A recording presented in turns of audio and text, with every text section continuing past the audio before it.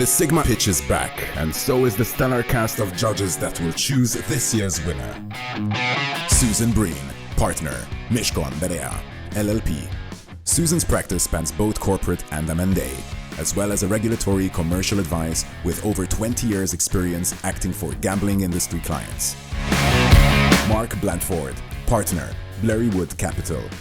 Mark Blandford won AIM Entrepreneur of the Year 2002. Mark is a co-founder of Blurrywood Capital, targeting development capital investments opportunities in tech, including the wider gambling and support industries. Robin Reed, CEO, Happy Hour. The Happy Hour portfolio has over 110 million AUM and is transforming in the future of iGaming, with truly novel ideas and the industry expertise to take them to market. Aaron Speech, founder and CEO, eBet. Aaron Speech is a highly accomplished sports betting operation thought leader, with several years of management expertise in delivering business development and customer acquisition goals for multiple startups. Marcel Tobler, Chief Strategy Officer, Stadtcasino Baden Group. Innovation 21 is provided by the Stadtcasino Baden Group, which operates bricks and mortar and online casinos in regulated markets.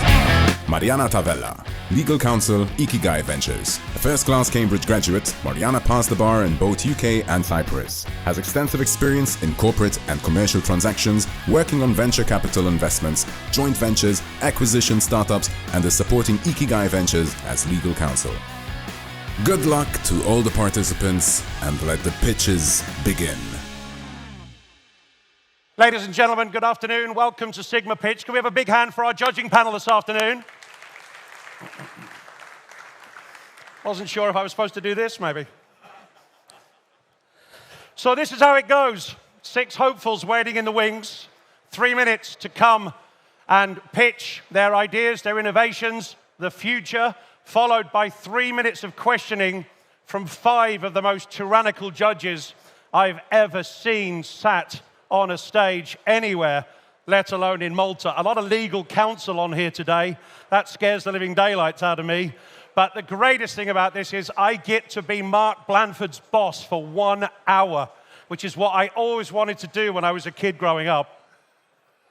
We're going to kick straight on because, as I say, this is how it works. I'm going to call the first pitch to the stage. That is Daroland, so please give them a big hand as they try to take us into the world of virtual reality.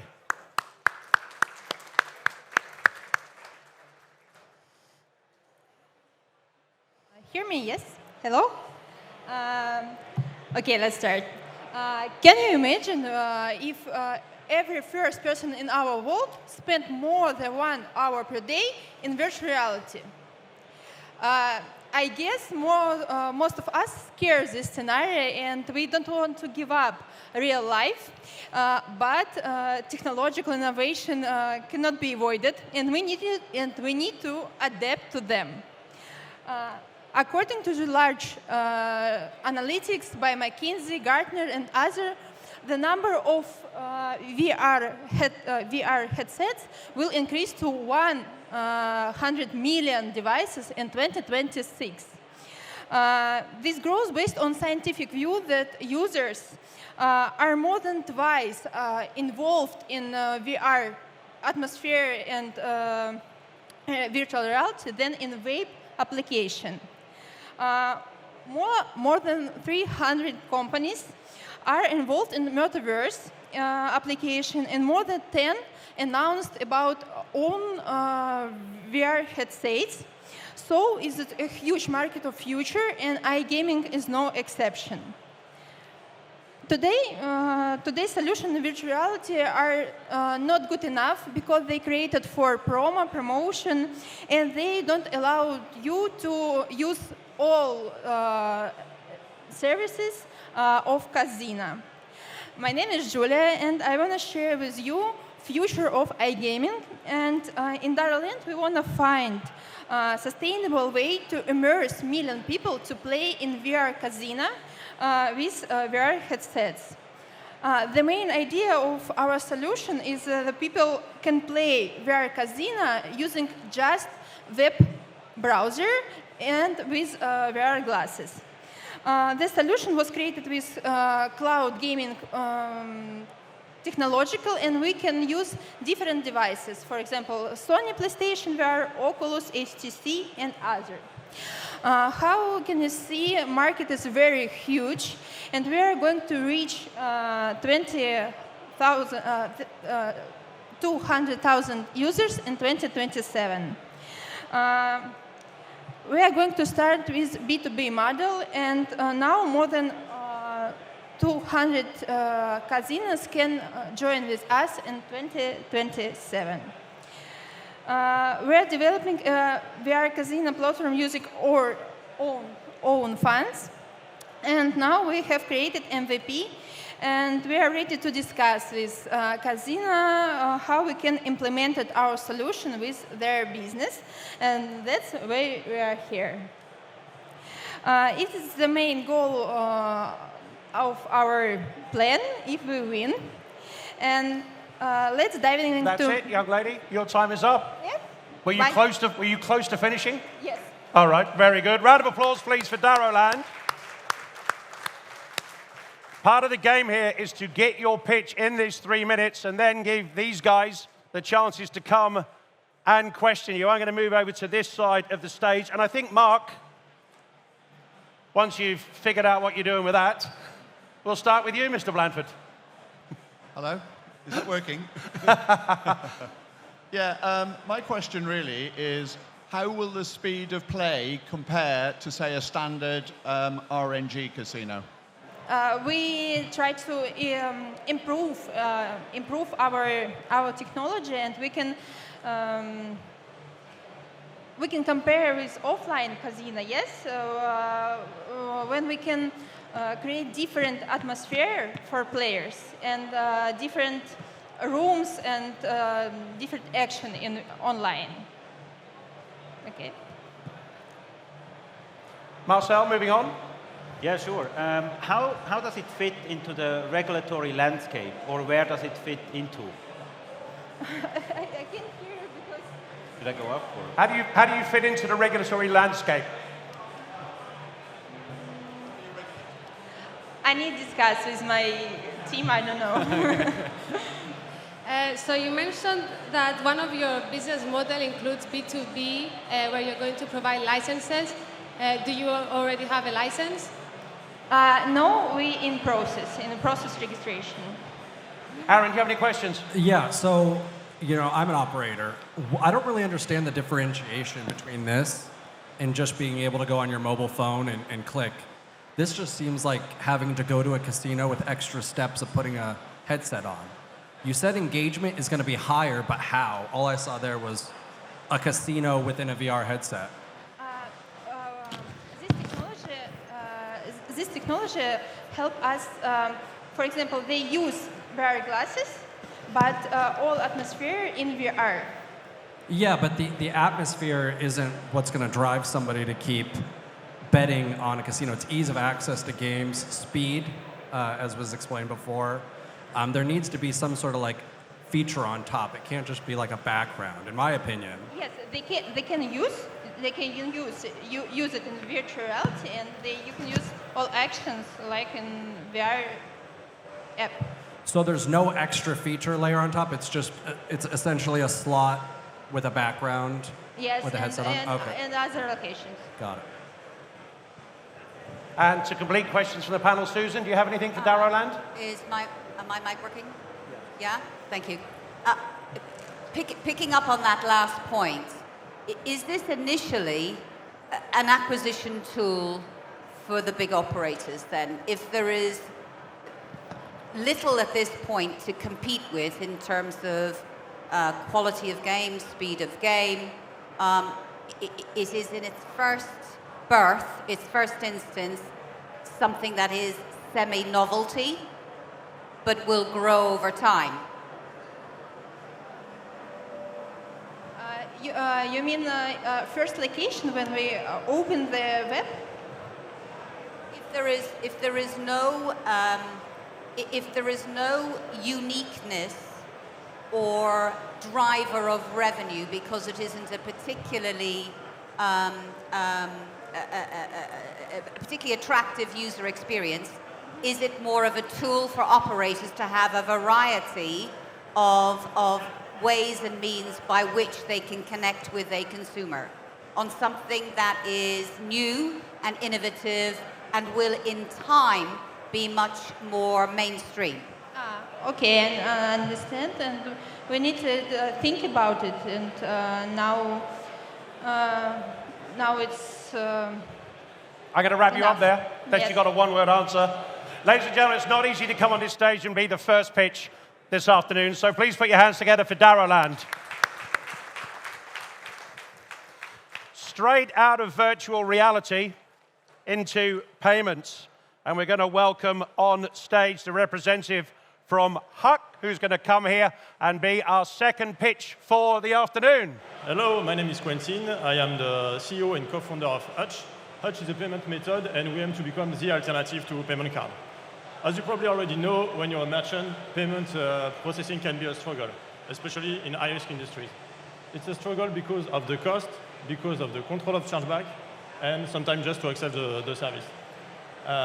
There are solutions designed to address those issues. They are called APM for alternative payment method.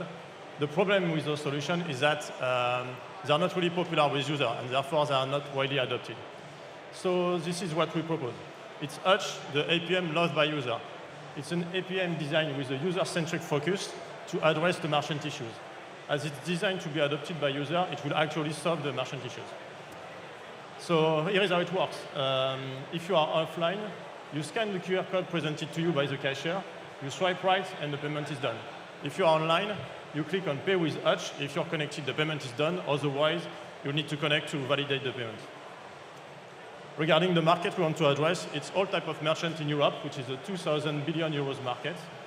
And we are going to start with high-risk merchant and SMBs, that this is the merchant who need the solution the most. And once we have a user base big enough, we are going to target bigger accounts such as supermarket franchises, McDonald's, and other key accounts. Speaking of McDonald's, here is our secret sauce. So it's user adoption through simplicity and value-added services. So simplicity, we covered that before. And value-added services because we want to reward our user with cashback, loyalty, and payment options such as buy now, pay later, for example. As for the merchants, this is the pricing we propose.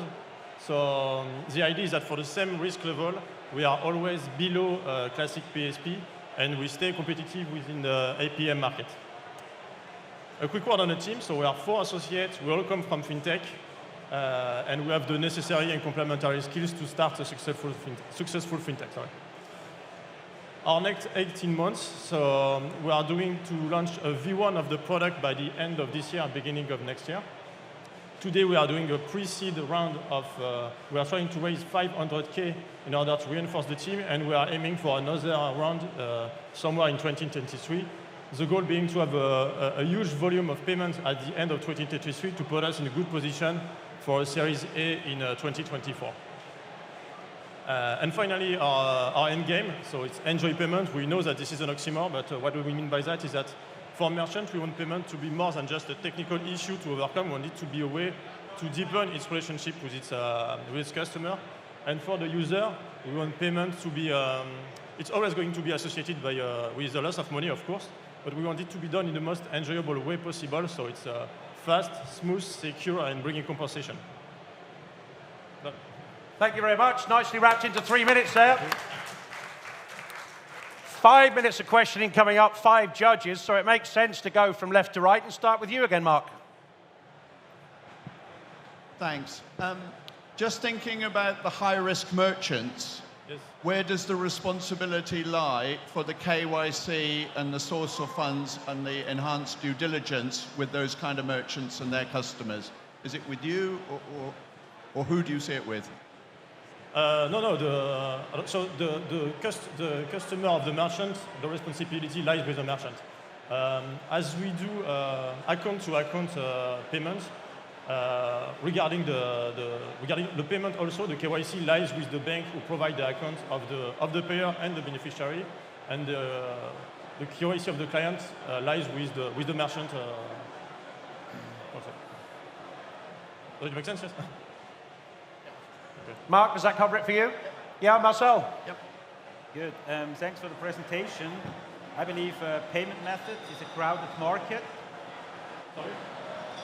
I believe payment methods are a crowded market. How are you going to acquire a critical customer base? Can you? Yeah, go on. What was the question? How is he acquiring a critical customer base? Okay, how are you applying your critical customer base? How are you dealing with them? How do I acquire the customer base? So by targeting high-risk industries, this is the merchant who needs our solution the most to work. We are counting on a win-win partnership with this merchant. So for example, if you pay 10% in payment processing and we offer you 5, we are going to tell you, okay, reinvest 2.5 of that in marketing to push your user towards Hutch. It's a win-win situation for us and for the merchant. And this is the idea we want to have to build the user base. And after, we also are going to do some marketing campaigns, but in the first step, we will mainly rely on a partnership with the merchant. Okay, thank you. Sure. Mariana?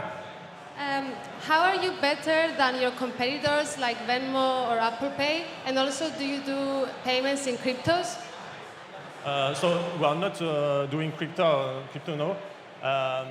Regarding the competitor, for example, like Apple Pay, they have a very smooth process, but behind it's a card transaction. So for the merchant, it's really pricey.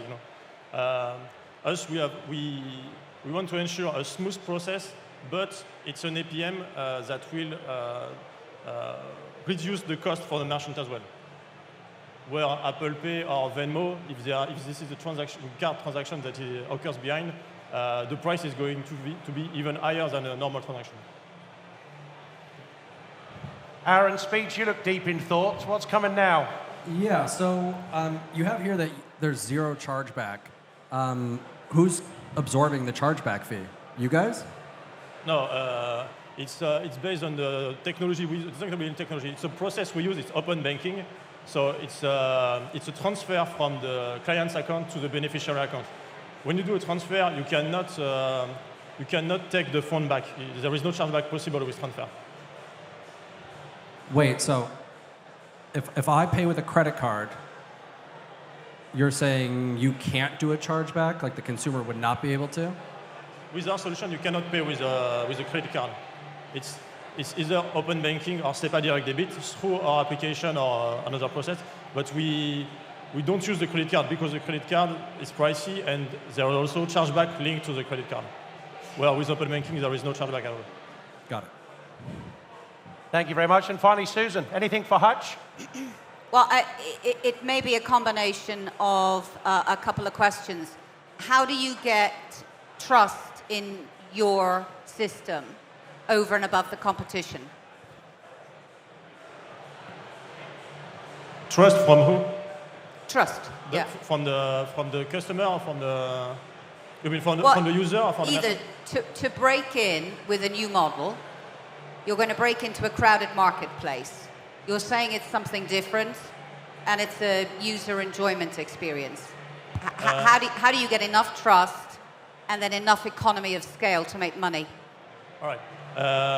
So if you're talking about trust, about the security of the payment, as we use open banking, it's a very secure way of paying. It's even more secure than when you pay by card, because there is notification from your bank that asks you to validate the payment at the end. So it can only be done if you are the owner of the account. Yeah. There is a lot less fraud with open banking and direct debit than with a card, for example. Thank you, judges, and thank you, Hutch. Ladies and gentlemen, our second pitch of the afternoon.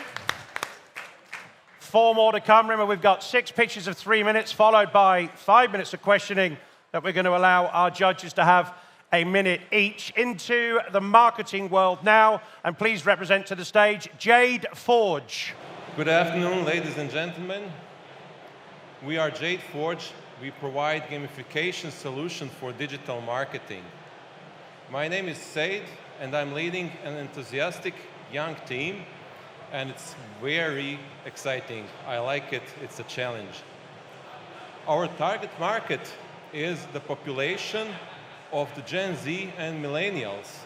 80% of them play online games. 70% of those who play purchase in-game. And more than 30% of them belong to the high-income group. That makes them an ideal target for marketing. For our business partners, we provide something original. We provide our own games that you can customize for the marketing. You can place in there your ads. And we make an evaluation through the social network analysis of the users that are using our platform. We are focusing actually on the building communities. And we also have a small door for the integration of crypto by allowing NFTs to be placed for wagering, for rewarding, for redeemable vouchers. For the players, we provide various games, and we try to make them as exciting as possible for them with additional betting overlay. But please note, these all games are group games, and we want to make a social network out of it and analyze their activity in the social network. In-game economics is a very simple one. There is no payout. Please note, we are not gambling provider, but advertising. So we have our private blockchain with private tokens that can be bought, but there is no payout. You cannot convert them to anything. So it is just for fun, for playing. And then at the end, you can earn some NFTs, vouchers, and so on. For the business partners, we also additionally provide an integration possibility for other game contents. So if you are a game content provider, you can place your game content in our social network and see how is the audience reacting to this, with our tools, of course. As the business case, let's take a look at Discord. Discord is a gamers social network, and it has like 150 million of active users daily, and 1/4 of them is using it for gaming. And if we reach 0.1% of conversion of this population, we'll reach in 24 months return of investment by evaluating each user by just $1 per month. It's a conservative approach, but it still shows that it is a sustainable model. Okay, so I'm ready for your questions. I think this is the older version of my presentation. I have some more additional stuff to say, but I'm leaving you now to ask the questions. Thank you. Thank you, Jade Forge. If I could just ask you to get a little bit closer to that mic when you do deal with the questions. Yeah. Let's have a round of applause for our third pitch of this afternoon. We'd all like a little more time in life. Mark Blandford. It was a little difficult for me to hear, so can you just talk me through how you're going to drive traffic to the platform, and what is the commercial model when you've got the traffic on your platform at your games? Are you B2B, B2C, bit of both?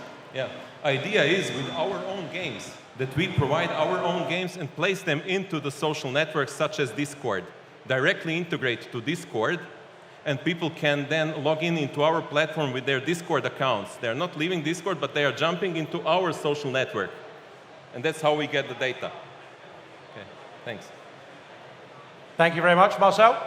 Could you explain how you utilize blockchain technology and where it adds value? Blockchain technology we utilize there for private blockchain, for our private token.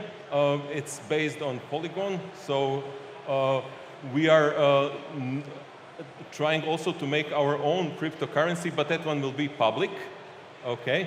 And that one will serve just for the rewards for your activities in the social network, such as play to earn, like TikTok has and the others as well.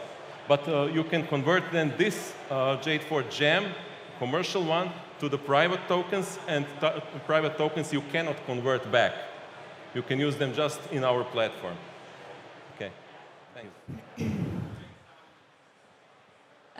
Can you speak a bit more about your operating plan for the next few months?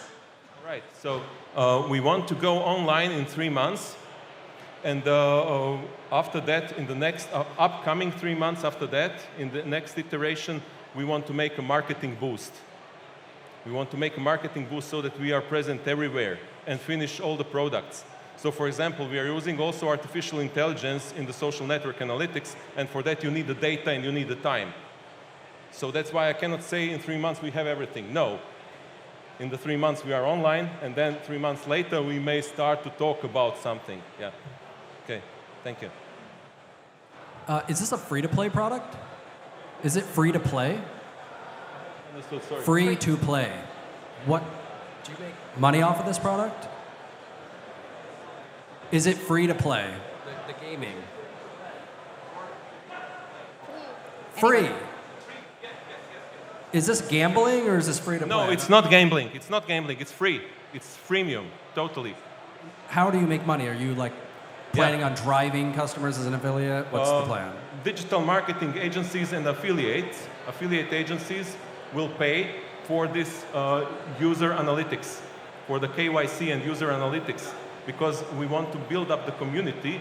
And if you have a huge community, like on any social network, then you can charge for the advertising. And also for the advertising within the games, for the digital marketing agencies and other companies that would like to place their own, for example, pictures, vouchers, whatever, into our games. They will pay for it. And the users may pay also if they want to make a private party with the gaming, like a bingo, lotto, whatever. They can then additionally pay. That's how we want to make the money. Yeah. Susan. I think that's the answer to the question I was going to ask, which is in your pitch, you say digital marketing agents can get a great source of target audience for marketing and a variety of tools for analytics, KYC. So that's the point you're making. So Exactly. how are you making this legally compliant so that affiliates who take it from you can give comfort to themselves, but also to operators who obviously have a very close relationship with affiliates in terms of driving traffic, marketing, and so on? Yeah, that's a very good question. Actually, we would like to be active on the US market where the GDPR is not that strong, you know. Yeah. I think I matched it. Yeah, thanks. While we have 39 seconds left, there's hundreds of communities out there. How are you going to establish yourself as a community? What's going to make you special? We will try, firstly, we will do it on the Discord to make it popular with our games. So making interesting, funny games, and then to build up the community on the Discord, and then to make advertising through the influencers, through Reddit and other Instagram, whatever, because our target audience are millennials and Gen Z, and they are using this kind of networks, not anymore so much Facebook and other stuff with the text. They're using other networks that are without verbal communication. Jade Forge, thank you very much, ladies and gentlemen. Thank you. Oh, right. We move to the halfway point this afternoon of the SiGMA Pitch 22 into the affiliate world. Next, we've had MMA fighters on the stage this afternoon, so we may as well have a surfer penguin. Welcome to the stage, ladies and gentlemen. Good afternoon, ladies and gentlemen. We are here because the penguin can't come. Malta is very hot in this season, so I'm here. We are a leading affiliate company, like a million of companies, but why we are different? We are different because we detect that a lot of websites with a lot of information, random information, when you try to find something, we don't find anything. We are losing time and, of course, money. So we decide to put all together in one place, and our different is we have the best people. So we try to put the talent, and we hire football players, professional bettors, professional gamblers. So this is the people that write the content, not content writers, not journalists, just experts. So everything in one place, everything written for experts, and also we have a penguin, so this is a different side. So why we choose a penguin? This is the only bird in the world that can't fly, but can swim, can dive. So that's why we are different. We don't want to be the best affiliate company in the world. We just want to do different things. So what is our project plan? As you heard me my English is not very good. So we focalize, and what we speak is Spanish. So we are going to focus, and what we know to do, it's a Spanish market, Latin market, Spain, and we want to do an academy. So our affiliate site, it's an academy for people to learn how to play, to enjoy. So not only to win money, just to learn how to play, how to do in casino. When you are in casino, you don't know what to do. When you try to place a bet, you don't know how to place a bet. You don't know what is a Asian handicap. You don't know anything.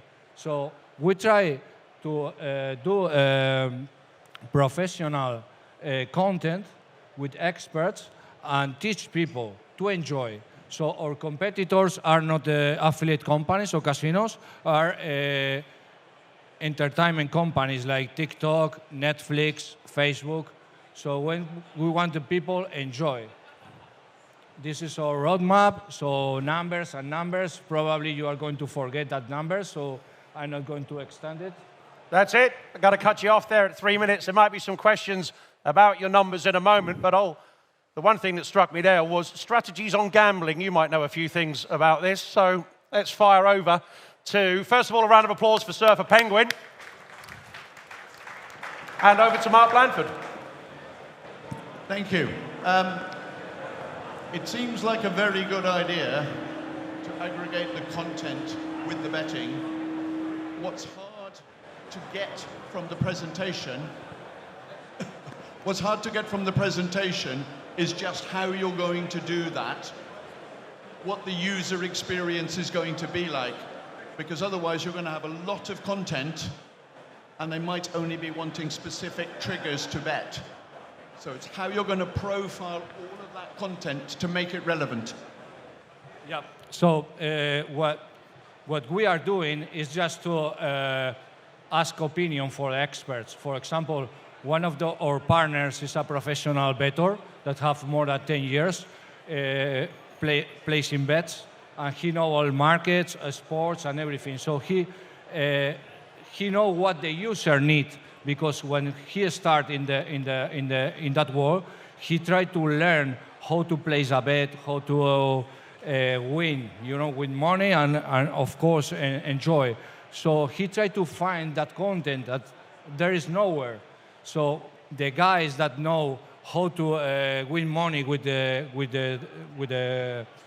trading sports, they don't share the knowledge. So we want to share that knowledge. We want to share that knowledge to people. Thank you. Okay. Marcel. You mentioned you rely on the best people to have a great product. How do you obtain those people, retain it, and how do you scale? Okay. So we present the project to professional people, that experts, sports, casino players, poker players, and all people. It's like a network that we are going to do. And after that, the benefits we will share with that people. But everyone was enthusiastic when we present the idea, because it's not about paying money, because that, I have to say, some of that guys are rich, but they like the idea. They don't need money. They need to collaborate in that project. In which market are you focusing? We are going to focus in more and more markets, but right now we are focusing what we know to do. Spanish markets and Latin market, Chile, Peru, Colombia, Mexico, Argentina, everything in Latin, and also Brazil. What is your background and the background of the rest of your team? Okay, so we came from a lot of experience in technology. So I was working in Malta 7 years as gamblers, Catena Media, Game Innovation Group. A lot of my partners are from Betson.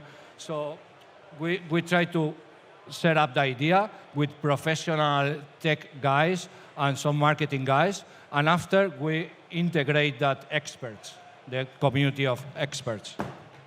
And a Penguin. Susan. You've got some great companies behind the team here, Betson, Catena Media, some of the well-known sites which I'm familiar with. You also look like you are trying to do a hybrid entertainment model with YouTube and both editorial and advertorial. I mean, big market in North America, Spanish-speaking, but also the huge LATAM markets. But there's a lot of stuff already out there. How do you get a space in that market?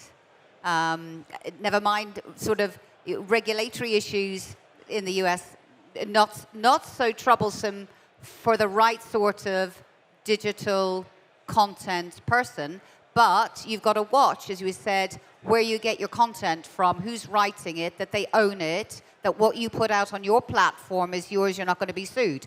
But how do you even get a space in that big market when there's a huge drive, North America, South America, for media, entertainment, experience and knowledge? Lots of people already doing it. More money than you have, more background, more experience. How do you find the space? You got 1 second to answer that. With passion. With passion. And the longest question of the afternoon. Ladies and gentlemen, Surfer Penguin.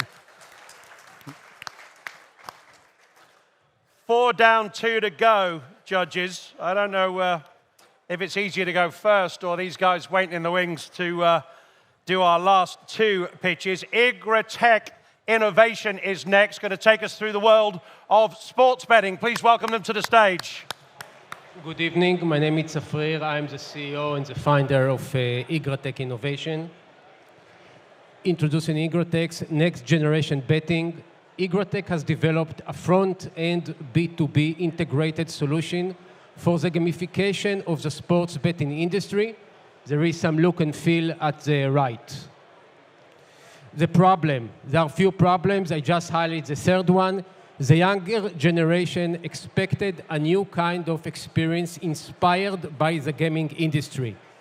On the right, you can see that the young generation, include yourself here in the stadium, does not watch TV anymore, does not loyal, and the king is the mobile. Solution, provides the look and feel of the mobile gaming industry. Fast, instant, with clickable action. Everyone here knows that today mobile is the king. You have Instagram, you use WhatsApp, Facebook, some of you Tinder. It's all about notification, all of them in one. When we started sports betting, mobile was second screen, TV was first screen. Today, mobile is the first screen, and we need to behave and respect it. What we accomplished so far, it's a little bit blurry, so I know. So basically, we already developed back-end integration, front-end animation for football and cricket, integrated ability with data, odds, and CRM, cloud-based hosting solution, strong core team and professional experience development team. At the bottom, it's a little bit blurry. You can see the solution. What we want to achieve the next 12 months is it's investment, first integrated client, add more sports, more AI solution, and etc. I have another minute. Founder, 2 people who works together for 15 years. Myself, I'm a product guy. Peleg, which is a CTO, and we add another team lead from Ukraine, Eugene. We have strong advisory boarding, which include marketing, legal, administration, and technology. I have time for the movie. Yeah. As you can see, this is an ordinary bet slip. We kind of create a movie, film. If it's football, 1.5 hours. Everything that happened, you see it live in animation. This is not edit. This is how it looks in reality. and everything we show free kick. You think it's interesting, you place your bet. If it's yellow card, you plus.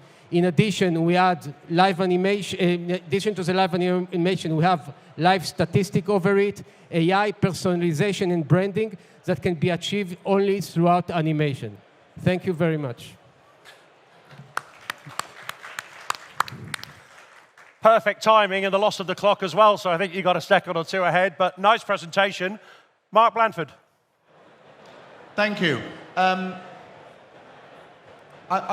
wondering how you managed to do the virtual content. You showed the free kick there at the end. Is this done with your own technology to create the virtual effect? It's a good question. We are using, and I did not mention it, data only, which is faster than streaming.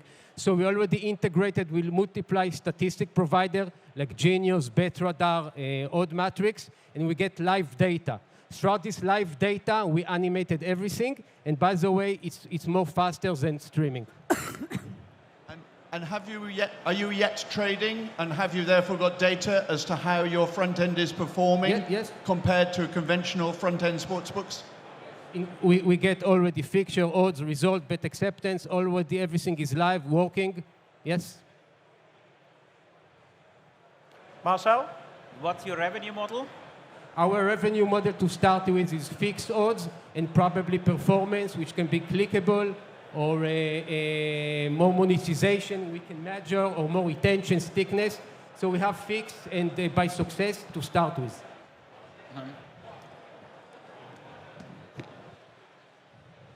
I understand that a lot of startups are trying now to attract Gen Z, but that's done through social betting as well and other methods. I'm trying to understand more like how you're adding value, whether you've done any beta with B2B customers to see where you add value. Yes. First of all, we are not virtual, we're not social, we're focusing on real sports betting. So just to be clear. Besides, we have experience for social media and from a previous startup which was animated horse racing, and we have very, very good statistics, and a startup that show more information on the bet slip. So the stickiness was between 30 and 40% retention kind of, and the monetization was more than 10%. So we do have historical data that can provide us some confidence in our solution. So these are your initial designs. Have you focus grouped this at all? And if you did, what was the result? Focus group. Have you shown that to millennials and Gen Z? Well, and actually done like a statistical focus If we show group? it to whom? Have you gotten data? Okay. So first of all, we launched it on the first week of the Premier League recently in August. So we show it worldwide, not worldwide, for a lot of people, and they like it. Yeah. If this, I hope I understand your question. You know, before you signed on for that exact design with your graphics, I'm asking, did you test it first? Yes. Because I just, so we're clear, I'm in that age bracket, and to me, you know, those designs don't speak to me. So I'm curious if you landed on those designs through testing and focus group, or if you guys just decided to go with that. It's a very good question. My background is, for example, cricket, and we asked the specialists in the world from India, what do you think the length of incidents in cricket? They told us 4 or 5 seconds. We did the same thing with football. They told us 8, 9 seconds. So it's between, and by the way, it can be controlled from the back office. So for example, operator doesn't like it so long, just want to yellow card, so it's 1 to 2 seconds, we can control it. So the length, I hope I understand your question. So it can be adjusted. It's not generic solution. So now, Susan, there's 1 minute and 14 seconds left. Question. So it is not a complete facsimile of the live event? It's altered in some way? The animation, okay, I don't want to compete with streaming and to animated live football game because it's not needed. People don't watch football anymore. They watch the highlight. So we highlight in accurate way, not exactly accurate. We don't want to break any rules. there is generic, but there is a lot of things that we are going to improve, okay? So, for example, if it's 4 in cricket or 6, so yes, there are solutions, but there are things that getting better and better by day that show us almost exactly like it happens and give the enthusiasm of the incident. So they are generic, but there is premium, basic, and stuff like that. We just started. Thank you. Ladies and gentlemen, our penultimate pitch this afternoon was Igratech. Thank you very much indeed. So to complete this afternoon, we're going to remain in iGaming. And please welcome to the stage the representative of Housemaster to wrap the afternoon up. There is $120 billion sitting idle on online iGaming accounts. That means opportunity cost, even in the bear market, of tens of millions of dollars. My name is Sami Sipilä. I'm CEO of Housemaster, and here to explain to you how we plan to actually turn that opportunity cost to profit. Our solution is three-pronged with Housemaster Vault in the core. First, you have the operators who are implementing the plug-and-play Vault on their operation. We are actually, as a proof of concept, setting up our own operation. We already have received our license and plan to launch our own operation within the next 3 to 6 months. Then you have players who, when they are not playing, can move their assets to the vault and earn additional income. And then you have collateralized funds, extremely important to highlight in today's market, collateralized funds that actually provide the yield to the vault. Further on, the additional features are support for 40+ different tokens and swap features between fiat and crypto and different crypto tokens. A quick look at the solution benefits. So for player, obviously, the clear benefit is the yield. So the player has actual additional income for their assets on their gaming accounts. In our own operations as well, we provide additional benefits to players who are staking, for example, higher yield. Further on, stake to earn dividends. So when the player is staking our token as well, they are owners of our operation that is burning the token with our income. For iGaming operators, obviously, the player has more money to play, so the higher player value. Further on, spread income when there is swaps between different tokens or tokens and fiat. We are driving up the crypto adoption because we provide a clear incentive to the players actually to utilize crypto instead of fiat. So we expect the transaction cost to be lower as well. And further on, when you are providing a long-term financial benefit to the players, we believe that your user acquisition cost and your churn will be lower in the long term as well. Our revenue model is three-pronged as well. So own iGaming ops that operate first as a proof of concept are obviously aim to be profitable. Further on, the additional income from the swaps between different tokens and fiat with a small commission, and then in the long run as well, income from the spread of third-party operators. On the roadmap side, we are planning to launch our own operation within 3 to 6 months, and going further, we expect that we'll be ready to provide our services to external operators within approximately a year after the launch of our own operation and optimizing our product to the perfection. The roadmap is where we're going to have to wrap it up. Ladies and gentlemen, Housemaster, our final pitch of the afternoon, and we'll go straight into questions with Mark again. Thank you. It sounds like a great idea. It's another great idea. We've seen several this afternoon. But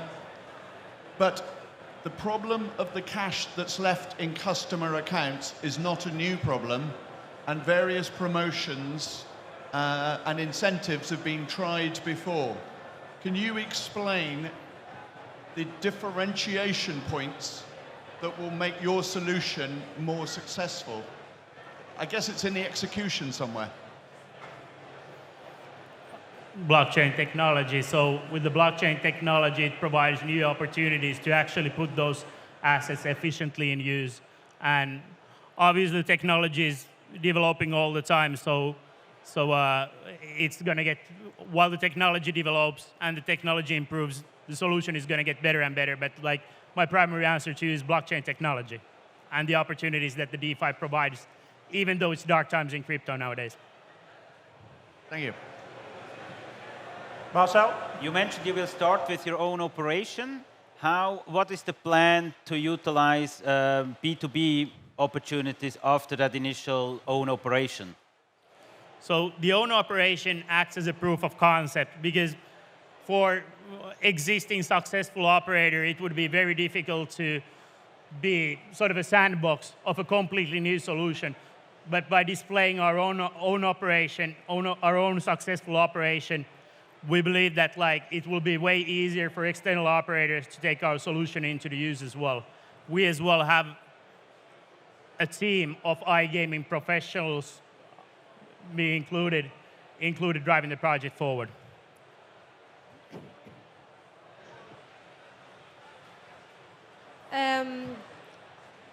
You mentioned that you have a few that you're aiming for payment service contracts and business contracts. Can you explain a bit more about what traction you received and what the interest is about this, about contracts in general?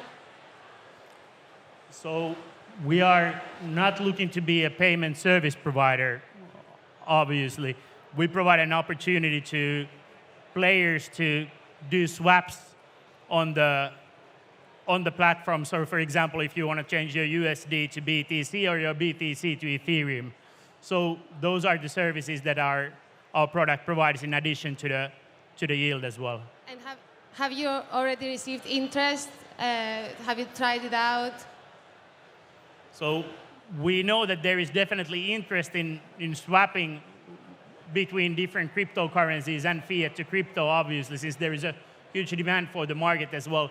That is not the primary purpose of our product, though it is an additional source of income and convenience for the player. For example, if a player wants to get rid of their, say, Solana and swap it to BTC or USDC, for example, in this market. No, we haven't tested that yet. We're still in the build phase. So is the consumer supposed to use this as a crypto trading wallet along with a player balance? It's a swapping wallet. Like in different casinos, you might be already be able to switch from euros to US dollars. We are not talking about trading. We don't provide limit orders. You provide a swap opportunity from euro to USD, for example, or from BTC to Ethereum. So we are not looking for trading. I would use term swapping instead of that. But definitely, if you think that you have a large stack of token that you believe will depreciate in the future, we provide you the opportunity to swap to another token without you withdrawing your funds from our platform or from the operator's platform. Further on, Aaron, by the way, last time you asked me why as an operator would you be committing money to an external party, and it is actually the external operator who makes the deal with the yield provider, so the account remains completely in possession of the external operator. To return to your question from Serbia as well.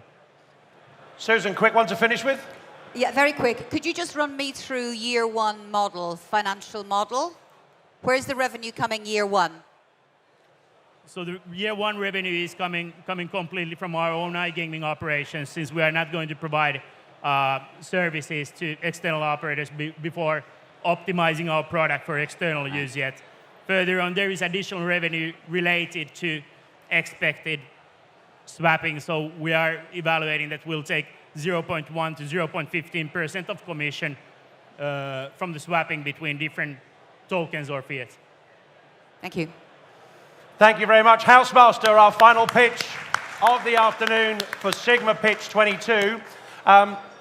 It's not easy, guys, for these new, young, innovative businesses to come up and pitch in front of you guys and then be asked on-the-spot questions from 5 industry legends that we've had up here today. Their work is not quite done.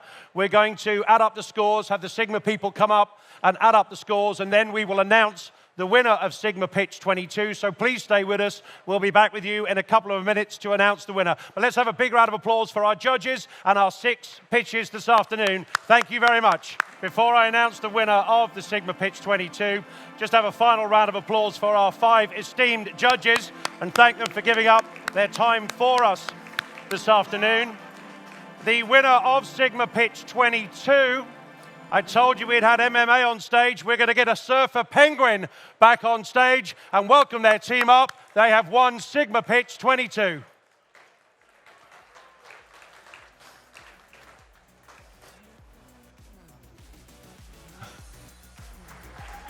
Well done.